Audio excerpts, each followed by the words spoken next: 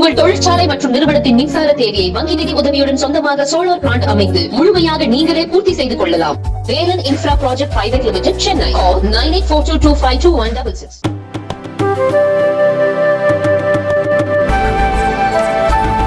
திமுக என்கிற தீய சக்தியை அவங்களுடைய அதிகார துஷ்பிரயோகம், பணத்தை கொடுத்து வாக்குகளை விலைக்கு வாங்குகிற முயற்சியெல்லாம் தடுக்குகின்ற விதமாக தேசிய ஜனநாயக கூட்டணி சார்பாக அங்க பாமகவின் வெற்றி வேட்பாளர் அன்புமணி போட்டியிடுகிறார். என்டிஏ கூட்டணியைச் சேர்ந்த அனைவரும், அனைத்து கட்சிகளைச் சேர்ந்தவர்களும் அங்கு கடினமாக உழைத்து தீய சக்தி திமுகவை வெற்றி பெறுவதற்கு அனைத்து முயற்சிகளையும் நாங்கள் மேற்கொள்வோம். பிரதான எதிர்கட்சியா அதிமுக இருக்கு. விக்கிரவாண்டி தேர்தல் அவங்க போட்டியிடல, அது மட்டும் இல்ல தேமுதிகவும் போட்டியிடல. இந்த மாதிரி கட்சிகள்லாம் போட்டியிடாது எப்படி தேர்தல் ஒரு ஆவரேஜா மக்களுக்கு சமாதான தேர்தலா இருக்குமா? அந்த தேர்தல் எப்படிப்பட்ட தேர்தலா இருக்கும்? மக்களுக்கு சமாதானம்னா என்னன்னு புரியல. இல்ல அது ஒரு தேர்தலா கரெக்டான தேர்தலா நடக்குமா?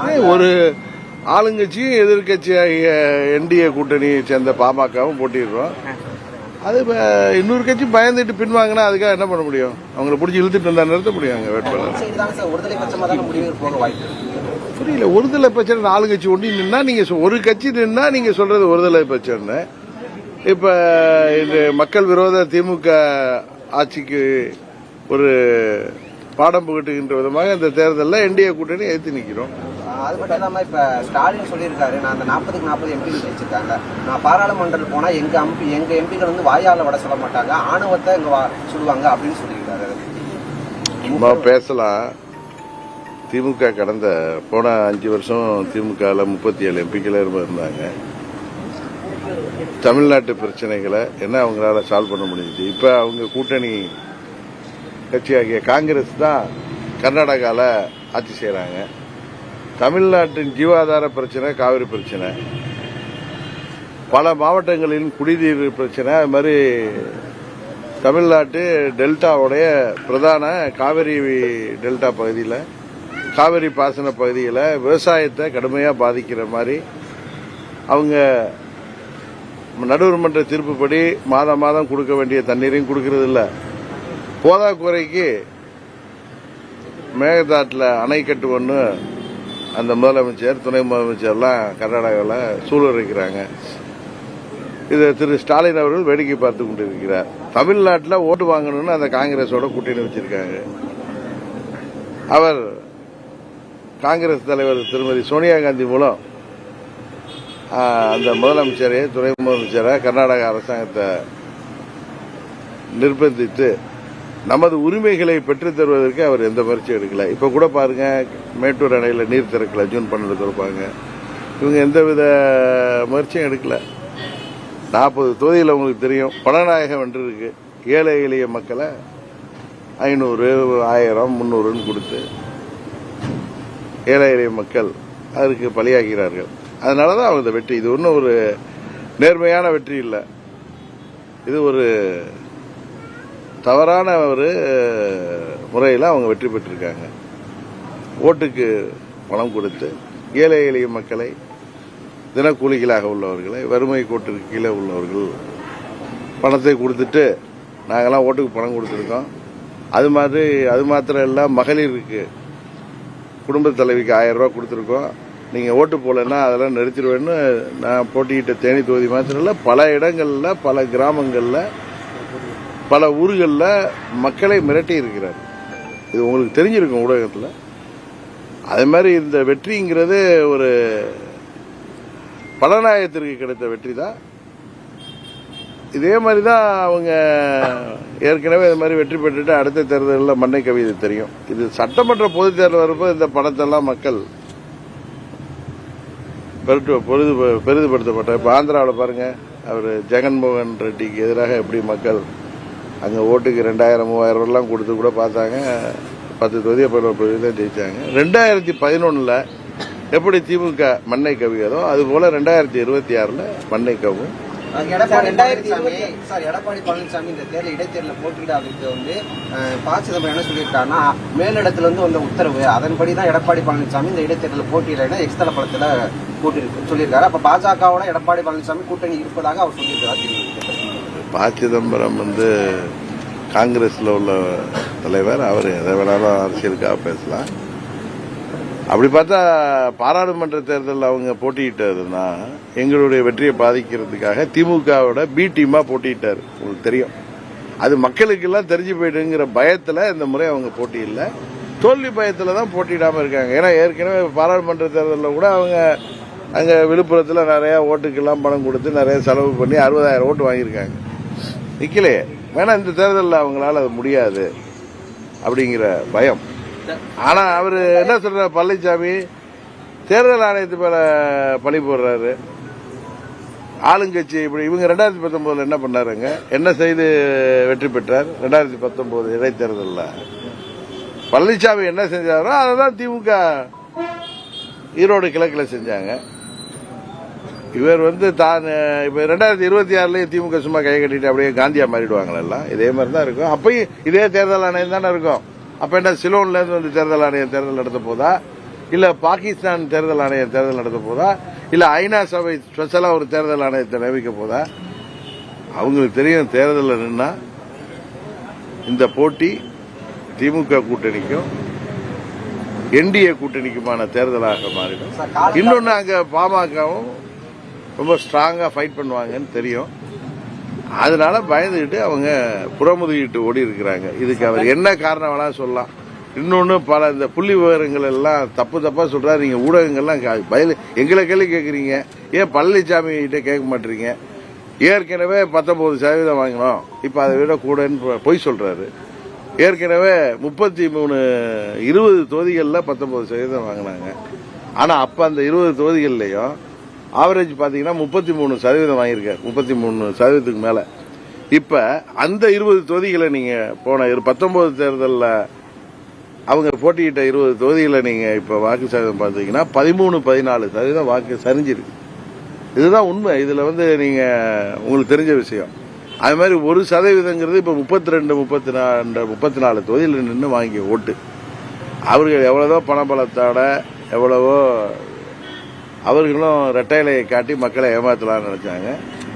எப்படி திமுக பணநாயகத்தின் மூலம் 300, 500, 1000 கொடுத்து ஜெயிச்சாங்களோ அது மாதிரி இவங்களும் நிறைய பணம் கொடுத்து நிறைய தொகுதிகளில் அவங்க டெபாசிட் காலியா இருக்காங்க. உங்களுக்கு தெரியும், தேனியில நான் 1 பைசா ஓட்டுக்கு கொடுக்கல, அப்படி இருந்தும் கிட்டத்தட்ட 3 லட்சம் ஓட்டு வாங்கியிருக்கேன். அங்க திமுக 500 ரூபா, 300 ரூபா, மறுபடியும் 200, 300 கொடுத்து தான் இந்த வெற்றியை பெற்றிருக்க முடிஞ்சிச்சு. அங்க ஏடிமிக்கே டெபாசிட் போயிருக்கு.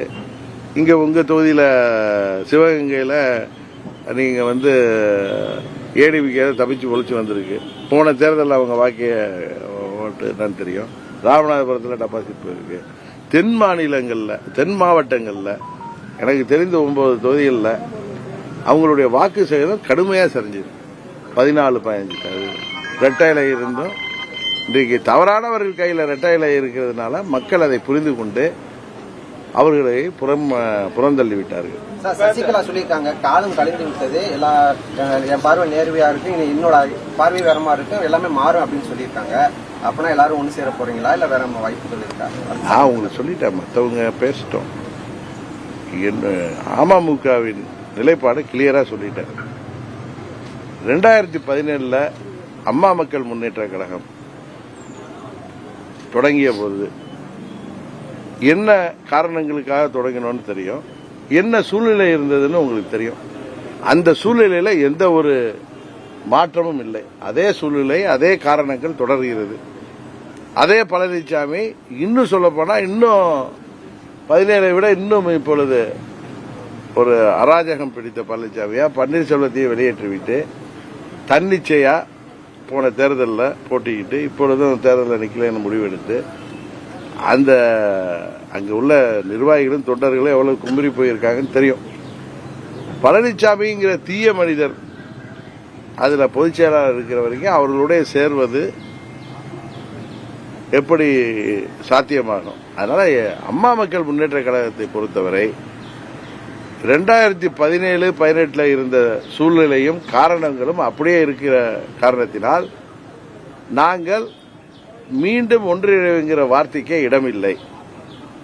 இன்னும் சொல்ல போனா அதிமுகவில் உள்ள தொண்டர்கள் இரட்டையில இருக்கிறது, இது தலைவர் ஆரம்பிச்ச கட்சி, அம்மாவுடைய கட்சின்னு சொல்லி தங்களை தாங்களே ஏமாற்றிக் கொள்வதை விட்டுவிட்டு அவர்கள் சுய பரிசோதனை செய்தால் இன்றைக்கு பழனிசாமி தலைமை பொறுப்பை ஏற்று அந்த இயக்கம் எப்படி சரிவை சந்தித்து வருகிறது, இரட்டையிலைங்கிற மாய சின்னம் எப்படி இன்றைக்கு பலவீனமாயிட்டு இருக்கிறதுலாம் அவங்க தெரியாம இல்ல, தெரியாத மாதிரி கண்ணை மூடிட்டு நடிக்கிறாங்க.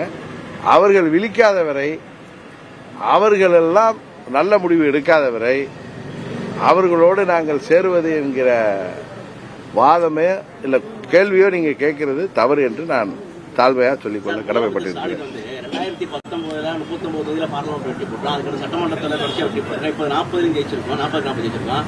வருகின்ற சட்டமன்ற தேர்தலில் 200 தொகுதி ஜெயிப்போம் சொல்லியிருக்காரு. 2004 40 அவங்க அப்பா ஜெயிச்சாங்க. 2006 என்ன நினைச்சு மைனாரிட்டி கவர்மெண்ட் தான் அமைக்க முடிஞ்சிச்சு.